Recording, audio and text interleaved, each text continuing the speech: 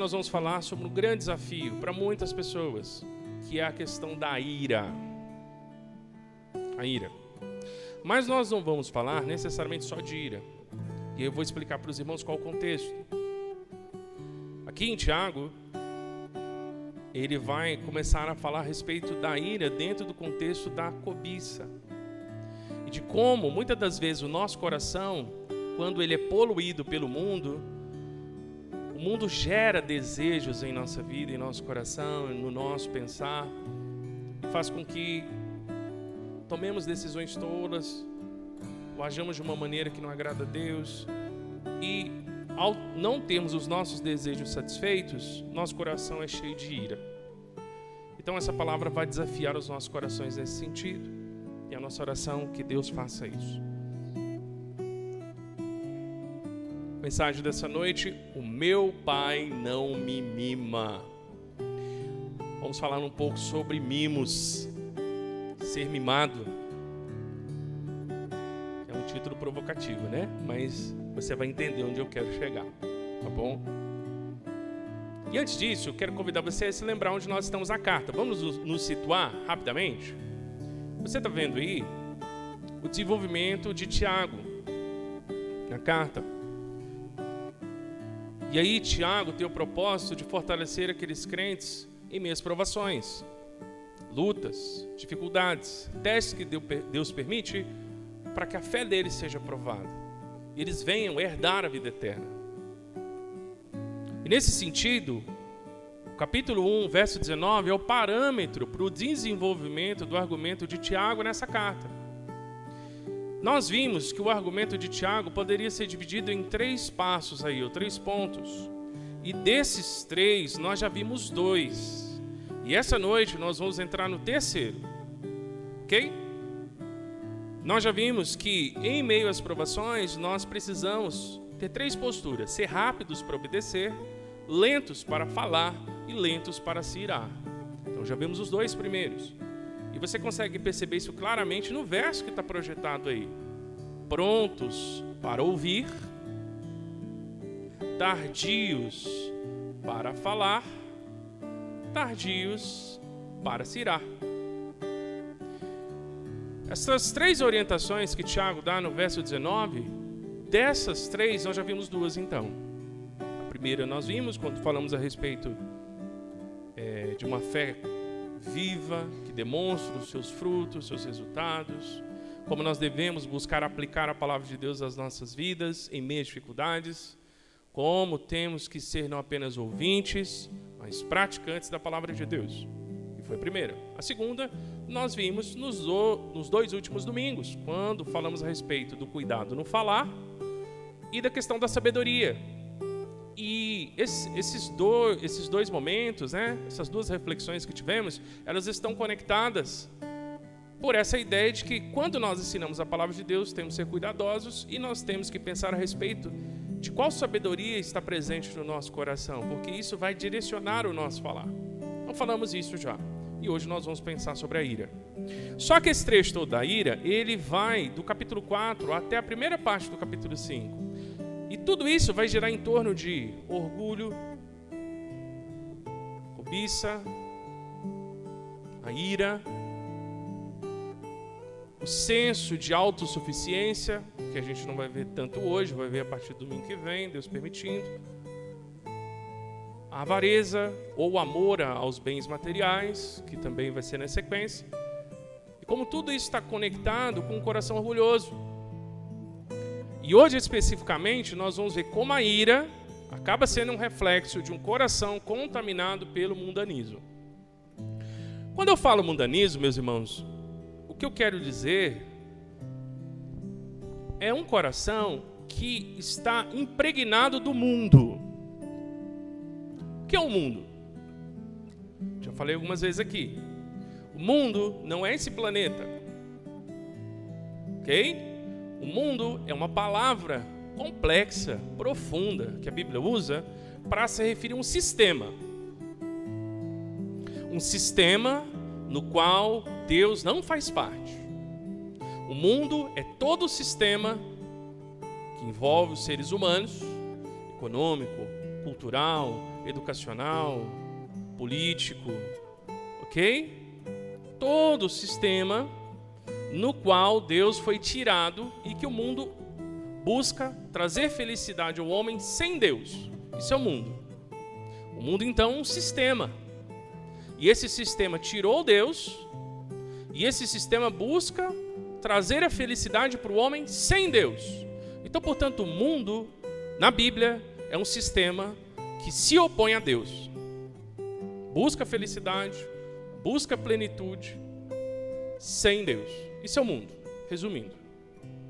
E muitas vezes o nosso coração se enche dessas ideias, desses valores, desses conceitos, essas convicções, se enche. E aí, isso gera em nós desejos, porque a gente aprende com o mundo o que é certo, o que é errado, o que a gente tem que procurar, o que a gente deve rejeitar. Deixa a palavra de Deus e começa a acreditar nessas coisas. E aí, isso faz com que nós comecemos a desejar o que o mundo nos ensina a desejar.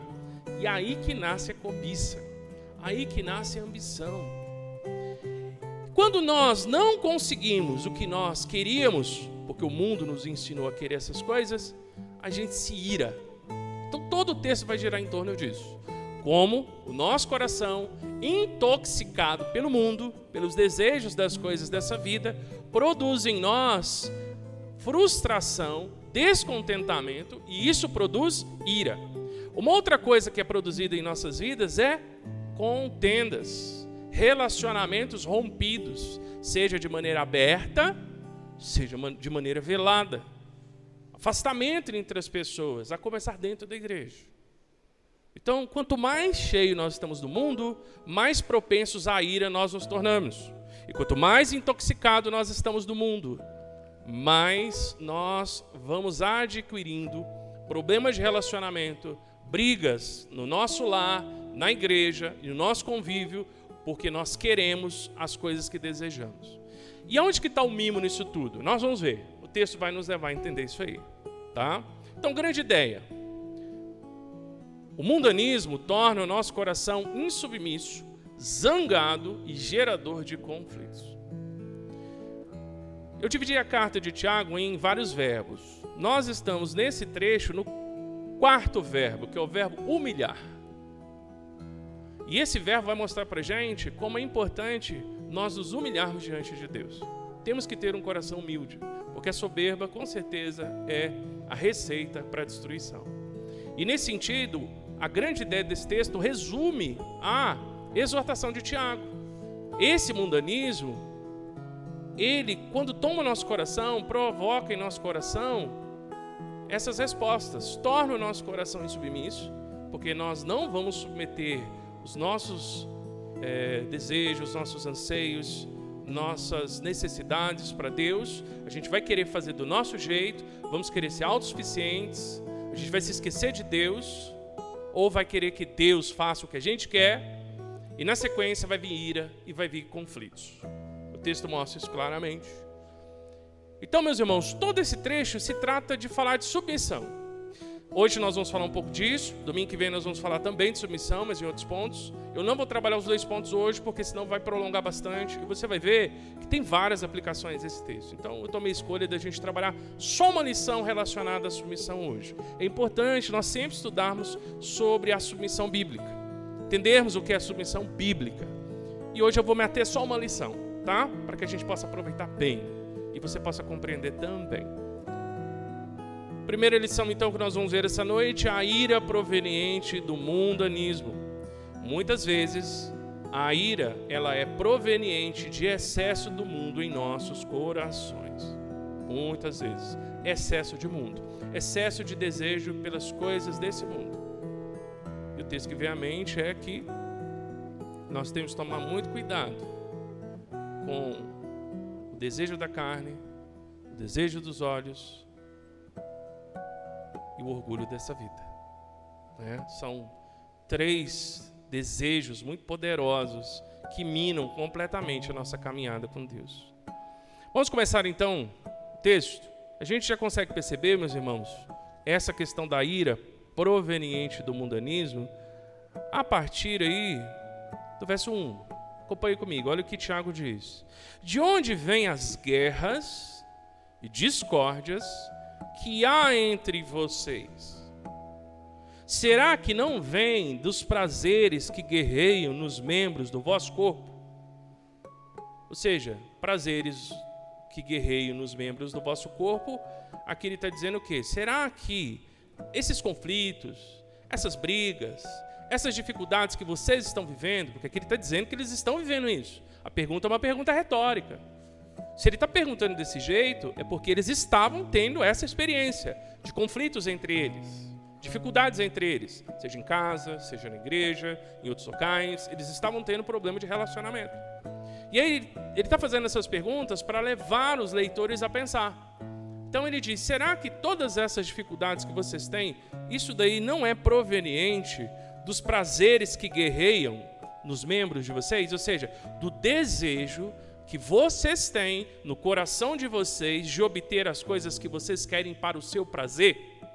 Vocês querem coisas e vocês lutam por isso.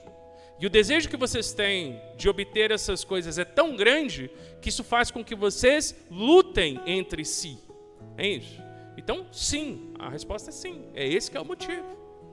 E aí, meus irmãos, a gente já começa percebendo, eu vou explicando e aplicando, tá? E aí as aplicações vão passando para vocês.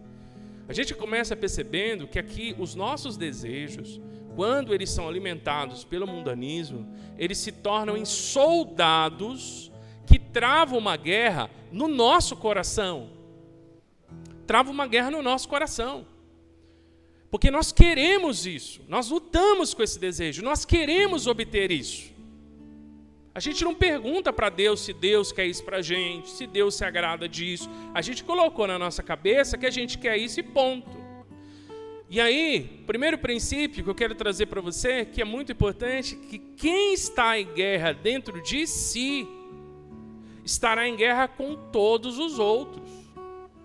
Então, o que motiva esses conflitos entre nós e entre os irmãos e outras pessoas, muitas vezes, é só um avançar de uma guerra que já começou dentro de você, que já começou dentro de mim. A gente quer algo, luta com isso. Aí o nosso desejo vence a ação do Espírito em nossos corações. Qual vai ser o próximo passo? Levar essa guerra à frente.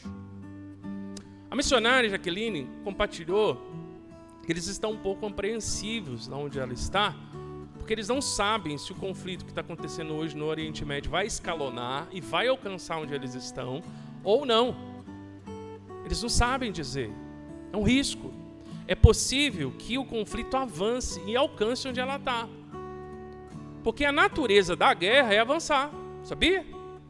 A guerra, se um dos lados não ceder ou não for vencido, com o tempo ela se alastra. Quando o mundo, na década de 40, estava já no meio da Segunda Guerra Mundial, os 2 primeiros anos, ninguém dizia que era uma guerra mundial, sabia? Os jornais não falavam que era uma guerra mundial. Os 2 primeiros anos, para eles era um conflito regional que estava acontecendo na Europa, entre a Alemanha e alguns outros países ali próximos.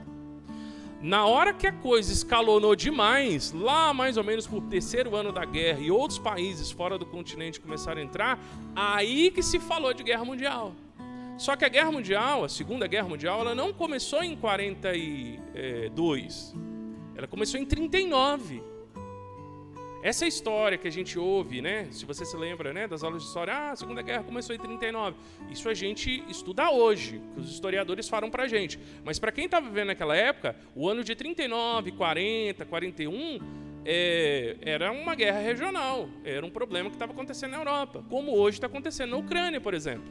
Para a gente, a guerra da Ucrânia e a Rússia não é a 3ª Guerra Mundial, é uma guerra que está acontecendo lá. Só que se escalonar, é a 3ª Guerra Mundial, sabia? Pode ser que já está acontecendo a 3ª Guerra Mundial neste exato momento. É que ela não escalonou para chegar nesse ponto. Se, tomara que isso não aconteça, se escalonar, não vai começar a 3ª Guerra Mundial. Já começou. Faz tempo, porque já tem mais de 1 ano que a guerra está acontecendo.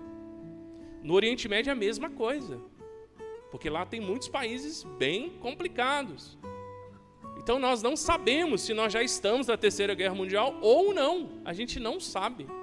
Como também quem viveu aí, né, quem tem um pouquinho mais de idade, viveu na década de 80, mais ou menos, 70, 80, sabe que teve o problema da Guerra Fria. Não se sabia se era a Terceira Guerra Mundial ou não. Nós nunca sabemos. Porque a natureza da guerra é avançar. É sempre assim. E quando nós temos conflito de desejos no nosso coração, a tendência é avançar também. Então, isso explica muito por que as pessoas têm dificuldades umas com as outras. É possível que seja um conflito que já foi deflagrado no coração por causa de desejos provocados pelo mundo. É mundanismo. Nós vemos aí também no verso 2 algo interessante. Acompanhe aí comigo. Aqui ele diz: cobiçais e nada conseguis. Matais e invejais e nada podeis obter. Brigais e fazeis guerra. Nada tendes porque não pedis. Então, primeira parte aqui do versículo, a gente vê claramente uma guerra. Que é o que eu estou dizendo. Os nossos desejos nos levam a cobiçar. O que é cobiça? A cobiça é quando eu quero o que é do outro. Quando eu quero obter alguma coisa do outro. E é justamente o que está acontecendo aqui, porque eles estão cobiçando. Cobiçais e nada conseguis. Eles estão querendo obter algo de alguém. Eles estão querendo passar na frente. Eles querem ser melhores. Eles querem ter benefícios. É uma guerra de um com o outro, ou de várias pessoas umas com as outras. No meio de uma aprovação, irmãos, no meio de um teste, de uma prova que Deus permite, o povo de Deus está brigando, criando problema. E às vezes esse brigar nem sempre é bater boca. Brigar mesmo no sentido de, né, ter aí talvez um diálogo exaltado, não é isso?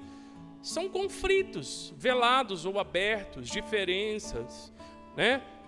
Indiferenças e uma série de outras coisas que fica presente no nosso coração. Tudo isso quebra a unidade da igreja. E isso surge por causa do quê? No caso, o Tiago está falando para a gente por causa da cobiça. E aí a gente vê um outro princípio, que muitas das vezes nós queremos o que é o do outro, mas não queremos recorrer a Deus. Não queremos. Porque olha o que diz: nada tendes porque não pedis. Eu quero obter do meu jeito, com a minha briga, mas em um momento eu paro para pensar que eu posso, em vez de brigar, ou de criar um conflito, uma dificuldade com alguém, me colocar diante de Deus e pedir isso a Ele. Ou nós não podemos fazer isso?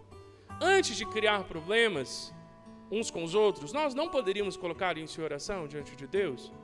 Eles querem coisas, mas em vez de colocar isso em oração diante de Deus, eles preferem brigar uns com os outros para obter o que eles querem. Então é mais fácil para um coração cheio dos desejos deste mundo, né? Alimentar aí os desejos pecaminosos que nós temos no nosso coração. É mais fácil brigar com as pessoas para ter o que a gente quer do que pedir para Deus esperar Ele agir. É o que está acontecendo. E aí eu quero trabalhar com os irmãos rapidamente aqui o que eu vou chamar de a escada do orgulho. Muito cuidado com a escada do orgulho. Acho que vai passar aí para você, aí no verso 3. Eu não vou mostrar para você os passos, mas segue aí comigo. Pedis e não recebeis, porque pedis de modo errado, só para gastardes em vossos prazeres. Vou pegar o finalzinho do verso 2 e unir ele com 3. Qual é o primeiro degrau? Essa escada do orgulho começa com o fato de que a gente não pede. A gente quer conquistar, a gente não pede. A gente não ora. Nós não colocamos isso em oração diante de Deus. Começamos esse orgulho, no primeiro degrau, com aquela postura de eu vou correr atrás, eu vou conseguir. E inclusive, essa é uma postura de incrédulos, né? Porque os incrédulos que agem assim, eles dizem: se eu não acordar cedo e não for fazer as coisas que eu preciso fazer, ninguém vai me dar nada. Como se as coisas que ele tivesse não foram dadas e concedidas por Deus. Então essa é uma mentalidade de uma pessoa que nem pensa em Deus. O primeiro degrau dessa escada é não pedir. Querer conquistar as coisas sem clamar a Deus, sem pedir a Deus, sem depender de Deus. Aqui o que nós vemos é a autossuficiência, a cobiça tomada de modo completo em nossas vidas. A gente nem pede as coisas, a gente vai lá e faz. O segundo degrau que a gente vê é, a gente até pede, tá? Então aqui deu uma subidinha, até pede, mas a gente pede mal, que é o que diz aqui no verso 3. Pedis e não recebeis, porque pedis de modo errado. Então a gente até melhorou, a gente pede, mas a gente pede mal. O que eu quero dizer com pedir mal? A gente pede o que é inconveniente, o que a gente não deveria pedir. Nós não buscamos ter sabedoria nos nossos pedidos. A gente simplesmente pede, sem considerar se isso deveria ser um alvo de oração. É um pedido inconveniente, é um pedido tolo. E, de fato, nos mostra que nós queremos algo que, se tivéssemos a sabedoria da palavra de Deus, nós entenderíamos que nós nem deveríamos querer isso. Então aqui melhora um pouco, porque a gente pede, mas nós pedimos mal. Então por que eu digo que é escada do orgulho? Porque a gente ainda tem esse orgulho. A gente pede, mas pede o que a gente quer. Nós não consideramos se o que estamos pedindo está dentro da vontade de Deus. A gente nem considera Deus. A gente só chega e pede. Ponto. Não para pensar se isso de fato é algo que estaria dentro do que Deus, pela palavra, revela para a gente para pedir. A gente simplesmente chega e pede. E muitos pedidos são assim. E é por isso que Deus não dá. Porque são coisas tolas. Que Deus não vai nos dar porque Ele nos ama. E não vai nos dar coisas que vão nos prejudicar. E louvado seja Deus por isso. Você já parou para pensar se Deus desse para você todas as coisas que você pede? Você acha que seria bom isso? Deus é bom, né? Por não nos dar o que a gente pede muitas das vezes. Muitos pedidos que nós temos são tolos. A gente até pede, mas não leva isso em consideração. Próximo degrau. O que geralmente pedimos é irrelevante ou inútil tendo em vista a eternidade, que também está dentro disso. A gente não leva em consideração o fato de que as coisas que nós pedimos, elas até são lícitas, elas não são coisas pecaminosas, entendeu? Você podemos colocar pedidos de oração que, assim, em si não são pecado, não são uma coisa problemática. Mas isso, de alguma forma, está conectado com o nosso chamado de vivermos com Deus para sempre? Ou as nossas orações, o resultado delas traria impacto na eternidade? Ou seja, o que você busca de Deus é algo que vai trazer resultados eternos. Eu não estou dizendo que você não possa pedir oração por uma questão de saúde, não estou falando isso. Ou uma questão na sua casa, ou uma questão no trabalho, né? Algo que está te incomodando. Você pode pedir oração por isso. Eu mesmo, várias vezes, já convidei irmãos a se levantarem e vir à frente para nós orarmos por coisas que estão incomodando os irmãos, sem nenhum problema. Mas você concorda comigo que, muitas das vezes, esses pedidos não são pedidos que vão trazer um impacto na eternidade, algo que realmente vai perdurar, são coisas ali do cotidiano. A gente nem para pensar em alvos de oração relacionados ao nosso chamado como discípulos, à nossa missão como igreja de levar o evangelho à frente, ao desejo que nós temos de ser mais parecidos com Jesus. Entende? Quando geralmente a gente coloca esses pedidos de oração, muitas pessoas talvez pensem em seus corações: lá, ó o pedido espiritual, lá, ó, dando uma de espiritual, né? Mas, meus irmãos, é esses pedidos que vão ter um impacto para a eternidade. Porque conta, enquanto eu e você estiver vivo, a gente vai pagar, ou não vai? A gente paga para nascer e paga para morrer nessa vida. Você sabia que não é de graça, né, que você nasce. Também não é de graça que você morre, né? Tem que pagar. A gente paga para nascer e paga para morrer. Conta a gente vai pagar a vida inteira. E tem que pagar mesmo, não é para ficar devendo, não. Mas essas coisas são secundárias. Elas têm lá a sua importância, a gente tem que lidar com isso, mas isso não traz impactos tão diretos para a nossa eternidade.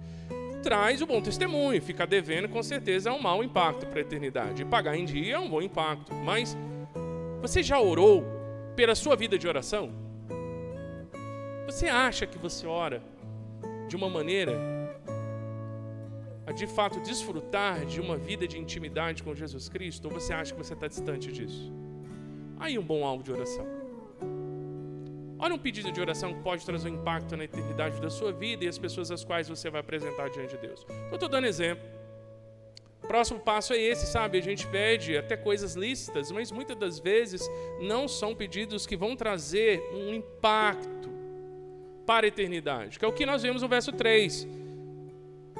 Pedis de modo errado só para gastardes em vossos prazeres. A gente pede pelo nosso conforto, nós pedimos pela nossa segurança, pedimos pelo nosso bem-estar. Ao dizer isso, eu não estou desejando que nenhum dos irmãos fique sofrendo aqui. Eu não quero sofrer, com certeza também não quero que você sofra. Apesar de nós sabermos que o sofrimento é uma parte importante da vida cristã. Mas o sofrimento ele só traz impactos na eternidade quando ele nos faz ser mais parecidos com Jesus. Quando é só resultado do mundanismo no nosso coração, isso não traz impacto. Na verdade, é só consequência do nosso pecado. Entende? E o último passo aqui que nós vemos, no verso 3 mesmo, nós vemos aí esse querer conquistar para Deus. Que o que eu quero dizer aqui é o seguinte: é quando a gente quer as coisas, que são esses prazeres, gastardes para vossos prazeres, do verso 3, a gente quer os prazeres para nós, só que a gente diz, não, eu vou conquistar isso para Deus. Porque quando eu conquistar isso, Deus vai se alegrar. E eu vou mostrar para as pessoas que eu conquistei. E eu vou glorificar a Deus, mostrando que eu conquistei isso. Se você quer conquistar coisas, e Deus permitir, que Deus te abençoe. Mas eu gostaria de deixar uma pergunta para você pensar. Aonde na Bíblia nós vemos alguma orientação, alguma exortação, alguma instrução para que eu e você venhamos a conquistar coisas para Deus? Vocês lembram de algum versículo? Eu concordo, eu quero quero compartilhar com os irmãos que eu fiquei pensando durante a semana nisso. Porque isso é muito comum, né? Mas a Bíblia tem algum verso que fala que a gente tem que conquistar coisas para dizer que Deus me deu isso? Se você conquistar uma bênção, mas isso é um alvo para a gente? Então o que eu quero dizer com isso? A gente tem que tomar cuidado para não sacralizar a nossa cobiça, não sacralizar a nossa ambição, porque a gente está transformando o desejo que nós temos pelos prazeres do mundo em algo santo, porque a gente está falando que está buscando conquistar isso para Deus. Mas aonde que Deus diz, na palavra dele, que a gente tem que conquistar isso? Que Deus quer que a gente conquiste grandes coisas? De fato, eu fiquei pensativo nisso. O que eu vejo na Bíblia, muito, principalmente no Novo Testamento, é nega a si mesmo, tome sua cruz, me siga, seja perseverante, não seja amigo do mundo, pense nas coisas do alto. Isso tem bastante, tem vários versos que falam disso, mas conquistar coisas nesse mundo para Deus, de fato eu fiquei pensando nisso. E eu vejo isso muitas vezes. Se você alcançou alguma coisa, que bênção. Se Deus permitiu que você alcançasse, que bênção. Eu acho que isso é uma expressão da bondade dele. Nada diferente disso. Então, se você conquistou sua casa, um carrinho, conseguiu fazer um curso, uma faculdade, conseguiu um emprego, alguma coisa, eu acho que tudo isso é válido porque é a bondade de Deus. Mas esse não é o nosso alvo, é? Você acha que é o nosso alvo? Eu acho que isso são coisas importantes na nossa vida. Eu mesmo, a nossa família tem esse alvo de ter essas coisas. Então, não estou dizendo que é pecado fazer isso. Mas será que isso é um alvo primário para nós? Será que isso deveria ocupar as nossas orações? Você entende o que eu quero dizer? Consegue entender? Então o ponto é esse. Nós temos que tomar cuidado para não sacralizar a nossa cobiça, porque senão a gente cai no problema do verso 3. Pedis e não recebeis, porque pedis de modo errado. E por que está errado? Ele vai dizer, só para gastardes em vossos prazeres. Então a gente passa uma vida inteira de oração pedindo por coisas que são para o nosso prazer e não tem nada a ver para o alvo de Deus na nossa vida. Qual que é o alvo de Deus para nós? Que nós sejamos com Cristo, que nós preguemos o Evangelho, para nós que temos filhos, né? Que nós criemos os nossos filhos no temor do Senhor, não é isso? Que nós zelemos pelos nossos casamentos, que nós sejamos sal e luz nesse mundo de trevas e deteriorização, degeneração. Esses são alvos. Mas a gente pega os pensamentos do mundo, olha como é que é mundanismo. O mundo fala, o alvo da sua vida é se capacite, seja um bom profissional, ocupe a melhor posição na sua área, tenha excelência, receba tudo que você vai colher do seu trabalho e seja feliz. Aonde na Bíblia diz que esse é o nosso alvo? Você pode até fazer isso, não estou dizendo que você não possa fazer isso. Mas esse é o nosso alvo como cristãos? Como discípulos de Cristo? Esse é o nosso alvo? É para isso que Jesus nos salvou? Entendem? Então, sabe o que a gente faz? A gente sacraliza uma coisa que, na verdade, é um pensamento que veio do mundo. E é por isso que eu digo que a ira, ela surge justamente de um coração cheio do mundo. E aí a nossa vida fica sendo obter essa meta. Quando a gente não consegue, a gente vira o mundo de cabeça para baixo para fazer o que a gente quer. E aí criamos problemas, conflitos, dificuldades, temos descontentamento, frustração, mas a culpa não é de Deus. O problema é um coração cheio pelos desejos desse mundo. Quem enche o seu coração desse mundo sempre vai estar frustrado, porque o mundo não satisfaz ninguém. Não satisfaz.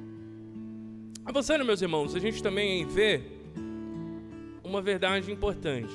Com tudo isso, nós precisamos aprender que Deus quer que aprendamos a levar todas as coisas a Ele, em oração.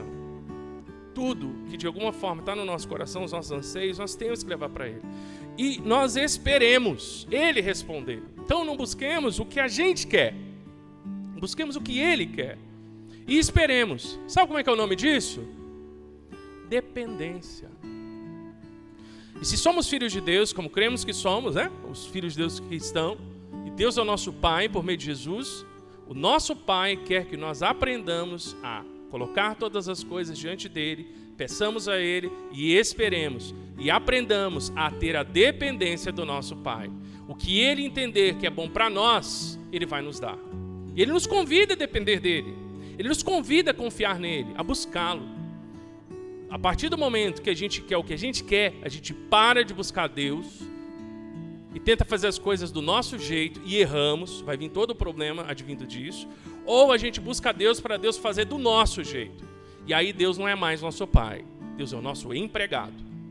Então aprendamos a buscar a Deus e a esperar nele. O nome disso é dependência. No verso 3 também, algo interessante. Que aqui nós entramos na questão do mimo. Verso 3 já li. Mas aqui o que nós vemos? Que nós pedimos o que tem a ver com o nosso prazer. Nós não pedimos o que tem a ver com a vontade de Deus ou os alvos de Deus. E por que eu chamo isso de mimo? Porque o mimo é quando a gente quer o que a gente quer. Entende? Eu quero isso. Por quê? Porque eu quero. Ponto. Uma pessoa que diz assim, que age assim, como é que a gente chama ela? Mimada, né? Não é isso? Pense você que tem filhos, sobrinhos, lida com crianças. Você falar, não vai comer sorvete agora não, vai almoçar primeiro. Mas eu quero. Aí você chega e pergunta, mas por que você quer sorvete? Aí o pessoal gosta de sorvete, né? Por que você... Nesse calor, né? Beleza. Por que você quer sorvete? Porque eu quero. Como é que você entenderia uma criança dessa? Ela quer sorvete. Não, é mimo, gente. A gente sabe o que é. Não é verdade? E aqui o ponto é esse. É um coração que pede o que quer, porque quer. Não porque tem um motivo dentro dos planos de Deus. E aqui, talvez, desafie um pouco a sua compreensão, mas eu gostaria de pedir que você tivesse boa vontade, meditasse, pensasse a respeito do que eu vou trazer, tá? Porque esse princípio aqui, o mimo, ele afaga, mas o amor amadurece. O amor amadurece. O mimo, a única coisa que ele pode fazer é afagar a pessoa. Mas o mimo nunca amadurece a pessoa. Muito pelo contrário, o mimo condena a pessoa numa posição de infantilidade. O amor, ao contrário, ele trabalha para o amadurecimento. O amor não nega todas as coisas toda hora, mas ele nega o que precisa ser negado. E ele concede o que pode ser concedido. Então o amor tem esse propósito de avaliar, e Deus é um pai de amor. Então por isso, meus irmãos, que eu digo, Deus jamais mimará o coração de seus filhos. Nunca vai fazer isso. Por quê? porque ele é um pai de amor, e mimar não é amor. Mimar não é amor. Eu vou falar mais um pouco disso aí, tá? Meus irmãos, mimar é dar o que a pessoa quer. Amar é dar o que trará o bem à pessoa. Tem diferença. Quando a gente mima, a gente dá o que a pessoa quer, não o que necessariamente vai ser bom. Isso é mimar. Sabia? Isso é mimar. Vou colocar uma definição para você aí, ó. Você vai ver. E ó, foi tirado do dicionário. Para você não pensar, mas não é bem assim. Mimar. Então, vamos ver o que o dicionário diz? Vamos? Olha o que diz. Mimar.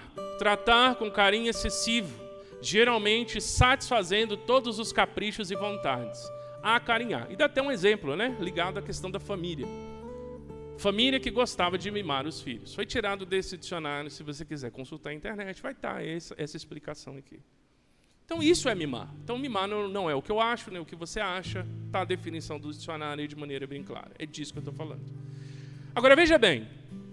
Você acha que Deus vai olhar para os nossos pedidos, os nossos desejos, e sabe que esses pedidos e esses desejos só estão lá porque a gente quer os nossos prazeres? Você acha que Deus vai nos mimar?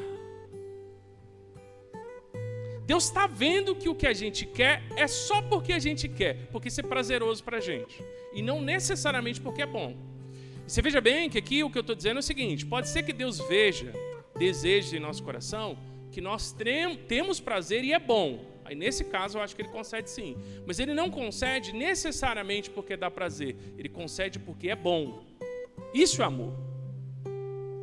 É quando nós concedemos àquelas pessoas às quais nós somos responsáveis de cuidar e orientar o que é bom. E muitas das vezes o que é bom é doce, mas o que é bom também é amargo. Pense aí no seu sorvete. Eu usei a analogia de sorvete. Pense no sorvete que você gosta mais. Ah, pastor, eu gosto de sorvete de pistache. Alguém gosta de sorvete de pistache aqui? É gostoso.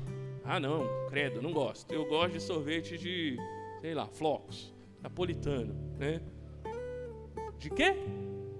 Ok, jabuticaba, tá bom. Então, né, cada um, né, tem seu gosto. Às vezes, o que é bom é tão doce quanto o seu sorvete predileto. Mas, às vezes, o que é bom é tão amargo quanto o boldo. Porque para uma pessoa que está com o fígado ruim, boldo é bom. Agora, é gostoso tomar chá de boldo? Só de falar, né, já dá um negócio. Mas é bom, o boldo é bom. Às vezes a pessoa não está com o fígado legal, né? Toma um chá de boldo. Então nem sempre o que é bom é doce. E muitas vezes o que é doce não é bom. Então o mimo é o quê? É quando a gente sempre dá o que a pessoa quer, não levando em consideração se isso é bom para ela ou não. Isso é mimo, não é amor. Amor é quando nós concedemos às pessoas às quais cuidamos e amamos o que é bom para ela. E Deus não vai conceder os nossos pedidos porque a gente pede mal e a gente pede só para o nosso prazer. E louvado seja Deus que Ele diz não, porque se Ele dissesse sim, eu acho que muita gente nem aqui estaria mais. Sem sombra de dúvidas. Vai começar por mim. Vai começar por mim. Então, temos que ter essa compreensão. O amor, ele afaga. Perdão, o mimo, ele afaga, mas o amor, ele amadurece. Ele amadurece. Então, Deus nunca vai mimar os nossos corações, porque mimar não é amor, de forma alguma. E aí, o que eu vejo, meus irmãos, muitas das vezes, é que mimar não é amar, é manipular. Mimar é manipular. Manipular aquela pessoa para a gente ser aceito. Manipular para a gente ser amado. Manipular porque nós temos medo da rejeição, nós temos medo da solidão, nós temos medo de ficarmos sozinhos. Temos medo de ser rejeitados. A gente quer sempre, de alguma forma, fazer com que as pessoas estejam com a gente. E mimar faz com que as pessoas sempre estejam com a gente. Quem não vai querer ficar com uma pessoa que sempre faz o que a gente gosta? Você ficaria longe de uma pessoa dessa? A não ser que você fosse alguém sábio, tá atento, e você vê que nem tudo que te dão, às vezes é bom. Um princípio que eu aprendi no mercado de trabalho uns anos atrás. Cuidado. E assim, eu não tenho problema com presente, tá bom? Fomos, inclusive, muito abençoados por presentes da igreja. Então, não estou dizendo isso. Muito obrigado todas as vezes que os irmãos nos abençoaram. Mas eu estou dizendo no dia a dia. É isso. Cuidado com presentes no dia a dia. Porque, às vezes, o presente sai mais caro. Sabia?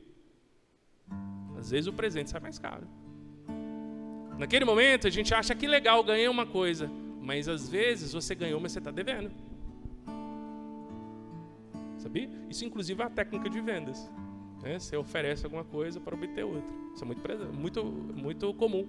Então, às vezes, o mimo é uma maneira de o quê? De ganhar aceitação ou de comprar apoio. Comprar apoio da pessoa. Você não vai se opor para uma pessoa que faz o que você gosta, vai?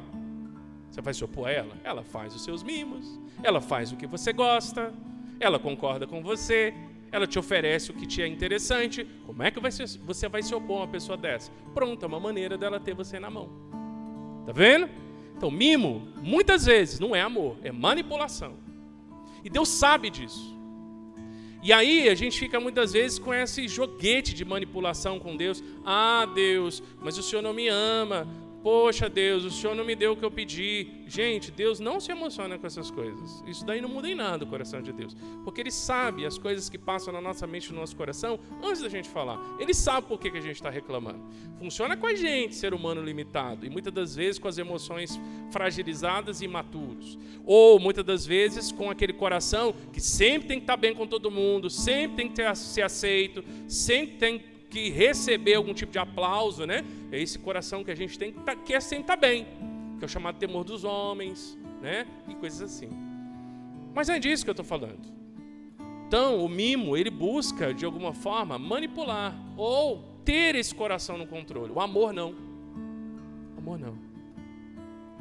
Você já teve um pai e uma mãe? Talvez você, na infância, né? Acho que os jovens aqui não passaram por isso, mas, enfim. Talvez você já testemunhou isso. Vai lá, disciplina o filho, a filha. Aí o filho e a filha fala assim: eu não amo mais você. Não é? O pai e a mãe que ama, tá bom, tudo bem. Agora você vai apanhar de novo só porque você falou isso. Mas a gente não deixa de amar, não é? Mas o que os filhos estão fazendo? Ah, agora eu vou atacar no coração, vou falar que eu não amo mais, vou quebrar, né, no meio. Se é esses pais de hoje em dia, né, que não conhecem a palavra de Deus, eu creio que não é nenhum dos irmãos aqui, o que vai fazer? Ah, puxa, meu filho não gosta mais de mim, minha filha não gosta mais de mim, nossa, o que eu vou fazer agora? Interessante que eu creio, né, os irmãos que têm um pouco mais de idade, não sei se todos, mas a maioria aqui não tem pais crentes. E os nossos pais incrédulos eram mais sábios, muitas das vezes, que pais crentes hoje. Porque eles, você não gosta de mim? Então toma uma chinelada a mais aí, e você vai fazer o que eu mandei, e acabou. E daqui a pouco a gente ia lá e, mãe, faz tal coisa, pai, não era assim? Você está vendo como é que o mimo estraga? Eu não estou falando só dos pequenos, não. A gente que é grande também, porque tem muito adulto mimado. Tem que tomar cuidado. Mimo não é amor. Não é amor. Não é. E de certa forma, se você for parar para pensar, a única coisa que o mimo pode oferecer é prazer. Nada além disso. A pessoa que mima a outra, a única coisa que ela tem a oferecer é prazer. Agora, o amor é diferente. Ele pode oferecer prazer, acolhimento, né? Mas ele pode oferecer disciplina, orientação, instrução, sabedoria, limite, capacitação, fortalecimento, todas as coisas oriundas do amor. Porque o amor não é mimar. Então, se você nunca ouviu falar disso, guarda isso no seu coração. Se você percebe que o seu coração é mimado, ou se você mima pessoas, pare hoje. Porque mimar não é amor. Com isso, eu não quero dizer que você não possa expressar o seu carinho, o seu apreço, o seu amor, né? De poder trazer coisas boas para as pessoas que você ama. Mas também esteja aberta a dar orientação, limitação, e dentro do que compete a nós como pais, disciplina e amor. Porque isso é amar. Só dá o que a pessoa gosta, não é não? E tanto é verdade que Deus é o nosso Pai, não é? E o que diz o verso 3? Ele dá o que a gente pede, quando a gente pede só porque a gente gosta? Olha aí o verso 3.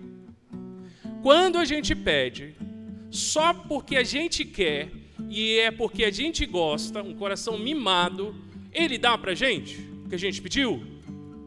Não. Ele não dá. E por que ele não dá? Porque o nosso pai é um pai de amor e não é um pai que mima seus filhos. Ele não faz isso. Não faz isso. Na verdade, quem mima odeia os seus filhos. Pode ter certeza. Tanto que a palavra de Deus diz que quem afasta a vara da criança odeia a criança. A gente tem que tomar cuidado com isso. O mimo não ajuda em nada. Sabe o que Deus quer, meus irmãos? Deus quer que nós aprendamos a levar todas as coisas a Ele e confiemos nele como um pai que saberá nos dar o que precisamos e não o que nós queremos. Sabe qual é o nome disso? Confiança. Aprender a buscar o nosso Pai, pedir a Ele, mas acima de tudo confiar que Ele vai nos dar o que nós precisamos e não o que nós queremos. É por isso que tem tanta criança insegura, porque tudo que ela pede, ela tem. Ou, enfim, dentro do que a gente muitas das vezes concede, a gente dá. E aí, quando ela não obtém o que ela quer, ela fica insegura, porque ela acha estranho. Geralmente, ela sempre tem o que ela quer. Por que dessa vez ela não tem? Enquanto que quando nós orientamos bem os nossos filhos, dando a eles ora o que eles querem, ora não, pautado pelo que é melhor e não pelo que a criança quer, aí eles entendem que na vida tem coisas que a gente vai ter e outras não. E que tem coisa que não está na hora, vai ser lá para frente. Outras que nós nunca devemos ter. E ela não vai assustar quando ela ganhar não na vida, porque é natural ter alguns nãos. É o que eu estou dizendo. Você já imaginou se tudo que você quisesse você tivesse? Você acha que você estava aqui?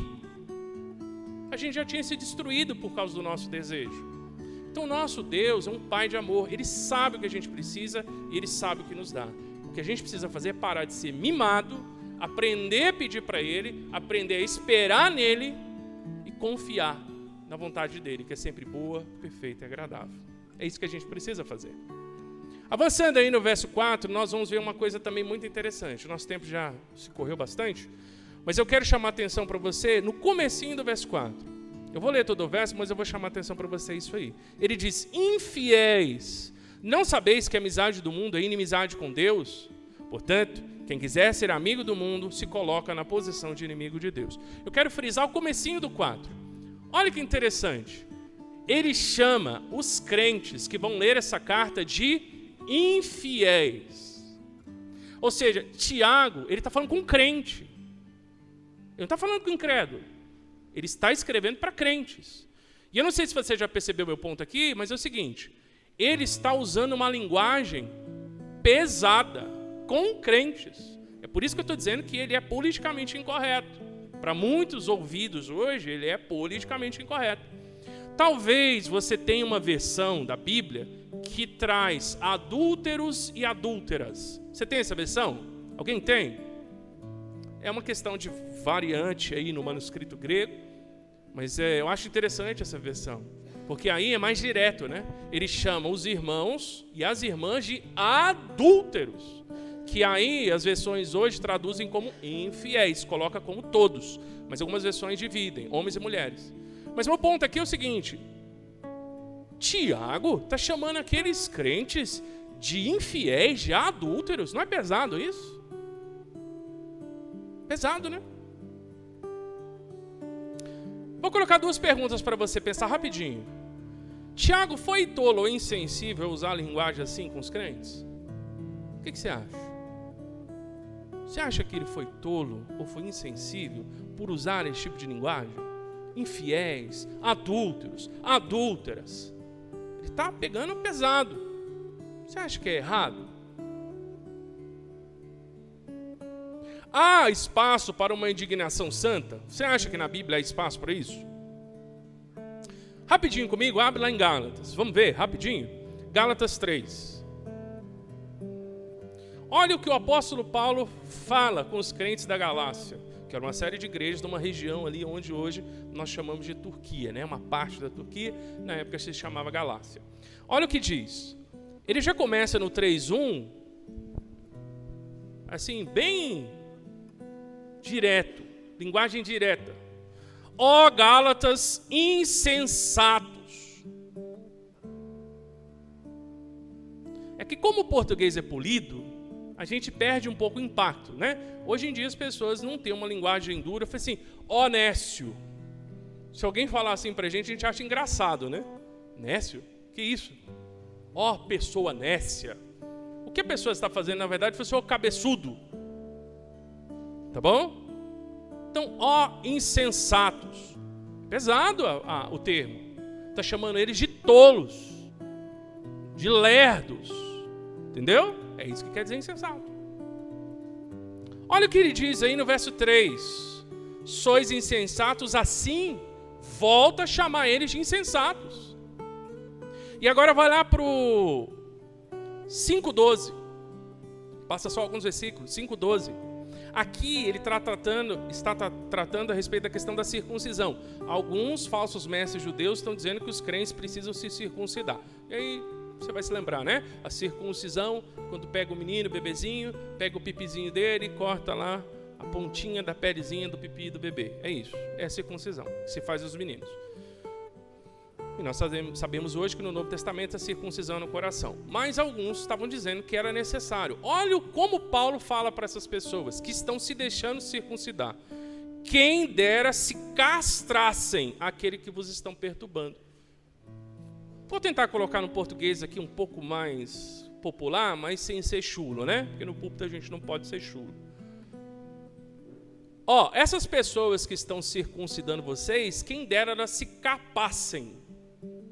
Já imaginou alguém falasse isso? O que vocês acham? Vocês acham que é uma linguagem dura? É, né? É uma linguagem dura. Mas então os homens de Deus usam linguagem dura para falar com crentes? Então. Usam. Usam sim.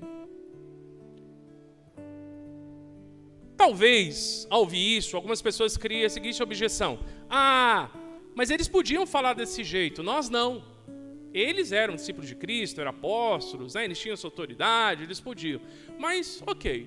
Mas vamos pensar nessa objeção. Eles podiam, hoje os pregadores não podem. E você veja que eu sou até bem polido. Ok? Mas eles podiam, hoje a gente não pode. Mas aí eu pergunto, eles podiam falar desse jeito porque eles eram apóstolos, discípulos de Cristo, que andaram com Cristo?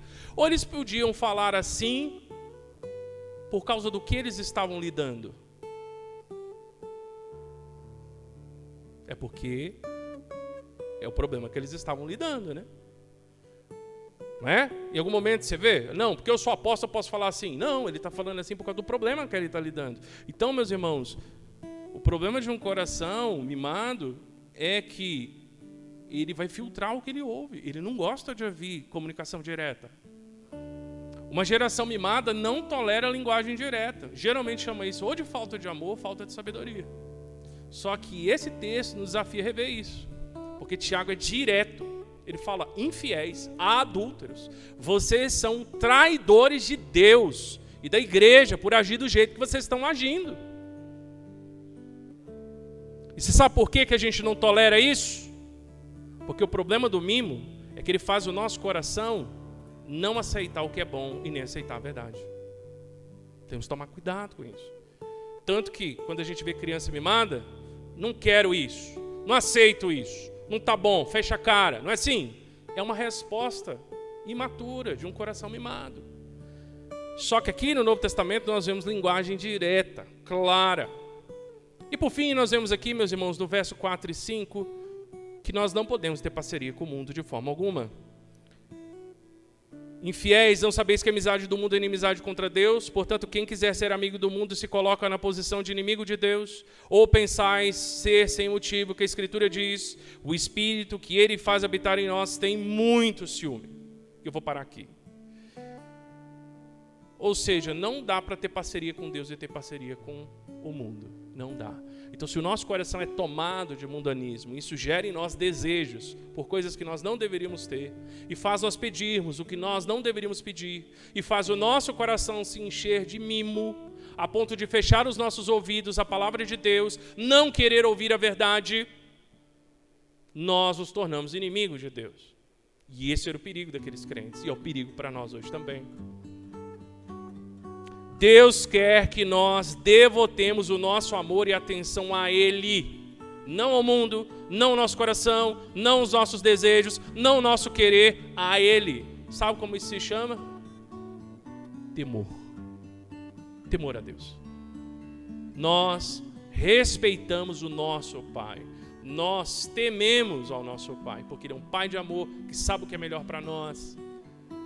E porque o nosso Pai não quer que nós andemos com o mundo, porque o mundo é inimigo de Deus, então eu não tenho nada a ver com o mundo. Então é aquele filho, aquela filha que foi convidado a se juntar numa galerinha que não deveria estar junto, e quando a galerinha chama para fazer alguma coisa que o pai sabe que não é para fazer, o filho que tem temor ao pai e à mãe diz: eu não vou fazer, porque o meu pai me disse para não andar com vocês e nem fazer isso. É isso. Os filhos que temem os seus pais, que têm respeito e carinho, não é medo, respeito e carinho, sabem que a orientação que ela dá é a correta. E não vai onde não deve ir, não anda com quem não deve andar e não faz o que não deve fazer. Quando a gente tem temor a Deus, isso não é problema pra gente. Mas quando a gente é mimado, a gente quer fazer o que a gente quer fazer. Quer andar com quem a gente quer andar. Quer ir aonde a gente quer ir. Porque Deus é só o nosso empregado. É o papai e a mamãe, lâmpada mágica, que está aqui para fazer o que a gente quer. Isso é um coração mimado. Mas nós não temos um pai que nos mima. Nós temos um pai que nos ama. Vamos reforçar aí só alguns princípios rapidamente. Primeiro, corações mimados farão de tudo para obter o que desejarem. Farão de tudo. Vão brigar, criar problema, criar contenda, reclamar, fazer fofoca, de tudo. Acusar Deus, ficar descontente, fazer de vítima, de tudo. Vai tentar manipular de todas as maneiras. Não é isso que o Tiago está denunciando naquela igreja, entre aqueles crentes? Porque não é uma igreja, é várias igrejas que ele está escrevendo. Se Deus não mimou o seu filho, por que você acha que ele faria isso com a gente? Deus mimou Jesus Cristo? Óbvio que não. Por que ele ia fazer isso com a gente? Em que eu e você, nós somos melhor do que Jesus? Não, Deus não mimou Jesus, mas ele vai me mimar. Ah, tá jóia. No que eu e você somos melhores para ele mimar a gente, enquanto ele não fez isso com o filho dele, que foi obediente nele em todas as coisas, até a morte, e morte de cruz. Se ele não fez isso com o seu próprio filho, a Bíblia diz que ele não poupou o seu próprio filho. Se Deus mimasse Jesus, você acha que ele teria levado Jesus para a cruz? Você acha que um pai que mima leva o próprio filho para uma morte como uma morte de cruz? É óbvio que não. Se Deus não mimou Jesus, vai mimar a gente? Muitas vezes, meus irmãos, nós temos uma voz de trovão e ouvidos de cristal. O que eu quero dizer com isso? Para falar é um trovão. Reclama, briga, bate boca, sabe? Não tem problema de responder a pessoa de maneira atravessada. Não pensa o que fala. Fala de um tudo, fala o que quer. Mas na hora de ouvir, o ouvido é um cristalzinho. Não pode falar nada que incomoda. Não pode exortar em nada. Não pode orientar nada. O ouvido é um cristal. Você já pegou cristal? Como é que você pega cristal? Você pega assim? Cristal é uma coisa tão sensível que, dependendo da frequência de som que tem perto, se vibrar na frequência do cristal e reverberar, o cristal estoura. Vocês já viram esses eventos? Que às vezes uma determinada vibração entra, né, na frequência que o cristal reverbera e estoura. O cristal é uma coisa tão sensível que até o som quebra. E muitas das vezes o nosso ouvido é assim, é um ouvidinho de cristal. Qualquer coisinha que a gente ouve, a gente já não gosta. Quebra inteiro. Mas para falar, para reclamar, é um trovão. Sabia? E é justamente isso que esses crentes estão fazendo. Eles brigam, eles guerreiam, eles falam que não devem uns para os outros, bate boca. E o pior, hoje em dia, isso inclusive é até sacralizado. Aquela pessoa que diz, eu falo mesmo. Gente, isso é pecado. A Bíblia diz que a gente tem que ser tardio para falar. Não pode ficar falando que vem na veneta. Tem coisas que a gente não deveria nem pensar, né? Mas, infelizmente, é difícil, às vezes, não pensar em algumas coisas. Mas falar o que vem na cabeça? Pedir o que vem na cabeça? brigar pelas coisas que a gente quer. Então isso é uma coisa importante. Você veja que Tiago chamou eles de adúlteros e adúlteras, de infiéis. Como é que você acha que um ouvido de cristal vai receber essas coisas? Vai quebrar. E hoje nós estamos nesse tempo. Para falar um trovão, para ouvir um cristal. Muitas vezes a gente tem voz de trovão e ouvido de cristal. Um princípio interessante, deixar para as crianças aí. Que fruta que é mole por fora e dura por dentro, os adultos também podem, tá bom? E que fruta que é dura por fora e mole por dentro, é o contrário. Vamos dar um exemplo? Uma fruta que é mole por fora e dura por dentro. Pêssego. O pêssego é mole por fora e ele tem um caroço, é duro por dentro. Como é que é você pegar um pêssego? Pegar com cuidado, né? Senão você machuca. Uma pele sensível, né? Não tem assim, a mulher está com pele de pêssego, não é assim? É sensível. Muitas das vezes os crentes são assim. Qualquer coisa que fala machuca. Por dentro o coração é duro, igual um caroço. Enquanto nós deveríamos ser o contrário. Nós deveríamos ser duros por fora. Aí pense aí, essa eu não vou responder. Que fruta que é dura por fora e é mole por dentro? O que é o duro por fora? Nada machuca com facilidade, consegue ouvir as coisas. Não se machuca, entendeu? Não sofre isso. Muitas das vezes a gente ouve coisas que nós não gostaríamos, mas a gente continua firme. Mas por dentro, o coração é mole. Então pense aí, tá bom? Inclusive nos PGs, se quiserem, que fruta que é dura por fora, mole por dentro. Assim tem que ser o crente, sabia? Tem que ser duro por fora, aguenta as pancadas da vida, mas por dentro o coração é mole, quebrantado, sensível. Tá joia? Vocês vão lembrar aí dessa pergunta, né? Meus irmãos, o maior no reino de Deus é o que serve os seus irmãos à semelhança de Jesus. Isso é bem claro. E aí eu quero deixar esse último princípio. Quem não tem ambição não provoca confusão. Muitas das vezes as confusões são fruto da nossa ambição, da nossa cobiça. Porque quem não tem ambições pessoais não tem pelo que brigar. Quem não tem ambição não provoca confusão. Maior no reino de Deus não é quem tem mais. Não é quem conquista para Deus. É o que serve os seus irmãos à semelhança de Jesus. Temos um coração que deseja as coisas de Deus, que deseja viver para Deus, que é sensível à vontade dele. Sabemos que podemos contar com Jesus para nos auxiliar nisso. Em resposta a essa mensagem, vamos terminar cantando ao Senhor? Vamos?